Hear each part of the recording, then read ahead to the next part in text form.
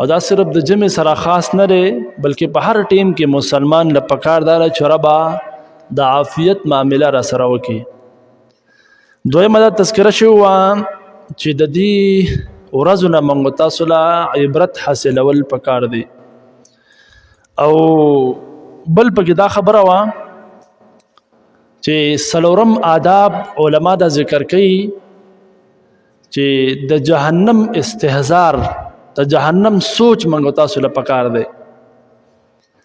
ځکه د مسلم شریف یو حدیث مبارک دی، ابو هريره رضی الله تعالی عنہ د رسول الله صلی الله علیه وسلم روایت نقل کوي چې قالت النار وی جهنم الله ته خبر وکړه، وی جهنم یو ورځ الله ته وی اکل بعضی بعضا چې زما بعض حصہ بعض خوري، فاذن لي اتنفس وی ما ته اجازت راکا چې زه سا واخلم. سا جهنم الله ته وی چې زما بعض حصہ بعض خوري، ما ته اجازت راکا چې زه سا واخلم. نو فاذن لها بنفسين الله ورته اجازت ورکو د دوو ساګانو چې ته په 2 سا اخلي. نفس فی الشتاء یو سا په یخنۍ کې په ګرمۍ کې، و نفس فی الشتاء یو سا په یخنۍ کې، و نفس فی الصیف او یو سا په ګرمۍ کې.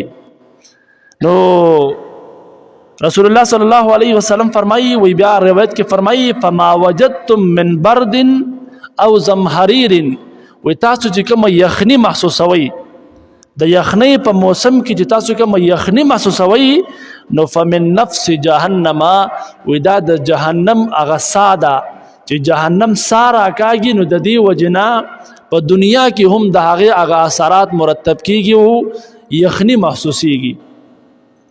او چې کله فما وجدتم من حر او حرور، او چې کله تاسو په ګرمۍ کې سخت ګرمي محسوسوي نو دا د جهنم د ګرمۍ هغه ساده چې د ګرمي هغه سارا کاږي نو داغه د وجنا په دنیا کې د هغه اثرات دي. نو علما فرمایي چې جهنم په دې ټیم کې سارا کاږي. نو د دې له منګو تاسو دا معلومه شو چې د جهنم استهزار سوچ منګ له پکار دی چې الله ما د جهنم نه وساتي. بار بار به د الله نه دا دعاګانې غواړي.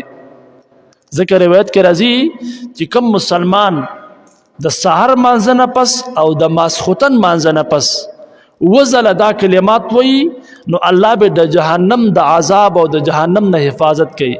آسان کلمات دی، اللهم اجرنی من النار، رب ما ته حفاظت راکې د جهنم د اور نه. د سحر مانځه نه پس او د ماښام مانځه نه پس وزله چې کوم مسلمان دا وی نو دغه به الله رب عزت د جهنم د اور نه حفاظت